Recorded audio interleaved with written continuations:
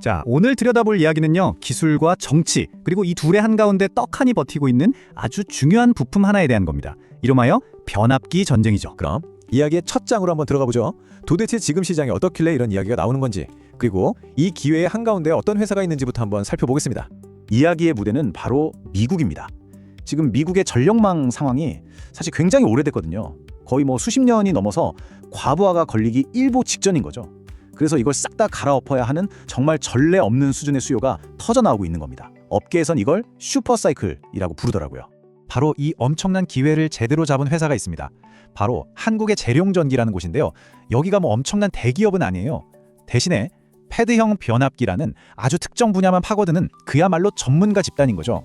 더 대단한 건 만드는 족적, 그러니까 생산량의 100%를 전부 미국으로 수출하면서 이 폭발적인 수요를 감당하고 있다는 점입니다. 아니 근데 이렇게 시장이 뜨거우면 너도 나도 뛰어들 텐데 어떻게 이 회사는 자기 자리를 굳건히 지키고 있을까요? 그럼 그 회자가 도대체 뭐냐? 바로 미국 전력 회사들의 아주 까다로운 벤더 등록 절차입니다. 새로운 회사가 이 시장에 발을 들이려면요, 서류 심사부터 제품 테스트, 현장 실사까지 이 모든 끔찍한 과정을 통과하는 데만 최소 2년에서 3년이 꼬박 걸린대요. 이게 바로 다른 경쟁자들이 쉽게 넘볼 수 없는 재룡전기만의 철옹성인 셈이죠. 자, 이제부터가 진짜 흥미진진한 부분입니다. 이 회사의 운명을 좌우할 두 개의 거대한 힘이 정면으로 꽝 하고 부딪히고 있거든요. 한쪽은 엄청난 기회인 AI 붐, 그리고 다른 한쪽은 모든 걸 날려버릴 수 있는 관세 위협입니다. 100kW, 이게 뭘 의미하는 숫자일까요? 바로 엔비디아의 블랙웰 같은 최신 AI 데이터 센터이잖아요. 거기 들어가는 서버렉 딱 하나가 잡아먹는 전력량입니다. 이게 어느 정도냐면 기존 전력망으로는 어림도 없는 수준이에요. 결국 이게 무슨 말이냐? 변압기에 대한 2차 수요 폭발이 곧 온다는 신호인 거죠.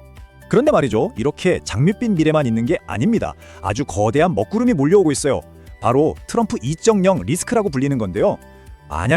정말 만약에 미국이 상호 무역법을 들이대면서 한국 제품의 15% 관세를 때려버린다? 그럼 수출에 100% 목숨 걸고 있는 재룡전기의 이익은 정말 순식간에 증발해 버릴 수도 있는 겁니다. 심각한 문제죠. 자, 보세요. 한쪽에서는 AI 슈퍼사이클이라는 어마어마한 기회가 손짓하고 있고, 다른 한쪽에서는 모든 걸 앗아갈 수 있는 관세라는 칼날이 목을 겨누고 있는 형국입니다. 재룡전기는 지금 말 그대로 두 개의 전선에서 동시에 싸우고 있는 거예요. 자, 그럼 이제부터는 좀 더 냉정하게 데이터를 보면서 재룡전기가 시장에서 얼마나 독특한 위치에 있는지 한번 짚어보겠습니다. 국내 다른 경쟁사들, 그러니까 HD현대일렉트릭이나 LS일렉트릭하고 비교한 표를 한번 보시죠. 사업 모델이 완전히 다르다는 게 딱 보이죠? 여기서 진짜 눈여겨봐야 할 게 바로 관세 민감도 항목이에요. 다른 회사들은 미국 현지 생산 공장이 있어서 타격이 덜한데 재룡전기는 100% 수출이다 보니까 보시는 것처럼 매우 높음으로 되어 있죠. 이게 바로 아킬레스건인 겁니다. 회사의 이익에 영향을 미치는 변수들을 하나씩 뜯어보면 상황이 더 선명해집니다. 자, 가격 P는 이제 좀 안정되는 추세고 판매량 Q는 미국 수요 덕분에 튼튼해요. 그런데 문제는 바로 이 마지막 관세입니다. 만약 15% 관세가 현실화되면 앞에 있는 모든 좋은 점들을 한 방에 다 날려버릴 수 있을 만큼 파괴력이 엄청난 가장 큰 리스크인 거죠. 자, 그럼 이 모든 걸 종합했을 때 과연 재룡전기 앞에는 어떤 미래가 기다리고 있을까요? 분석가들은 크게 세 가지 시나리오를 제시하고 있습니다. 애널리스트들이 보는 각 시나리오의 확률은 이렇습니다.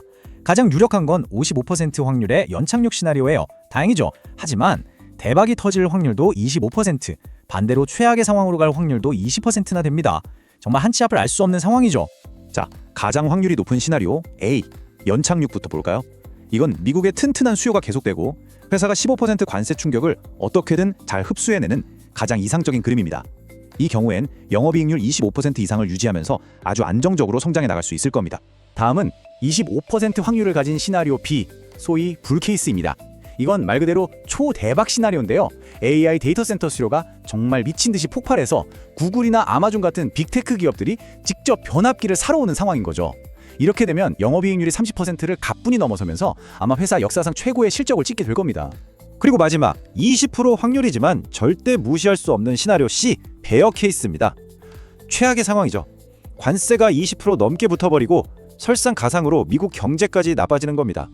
그럼 수요는 꽁꽁 얼어붙고 이익률은 10% 밑으로 뚝 떨어지면서 정말 힘든 시간을 보내게 될 수 있습니다. 결국 모든 건 이 하나의 질문으로 돌아옵니다. AI라는 거대한 기술 혁신의 파도가 과연 관세라는 정치적인 장벽을 넘어설 수 있을까요? 아니면 결국 정치가 기술의 발목을 잡게 될까요? 어떻게 보면 작아 보이는 이 변압기 회사 하나가 앞으로 걸어갈 길이 바로 이 거대한 질문에 대한 우리 시대의 답이 될지도 모릅니다.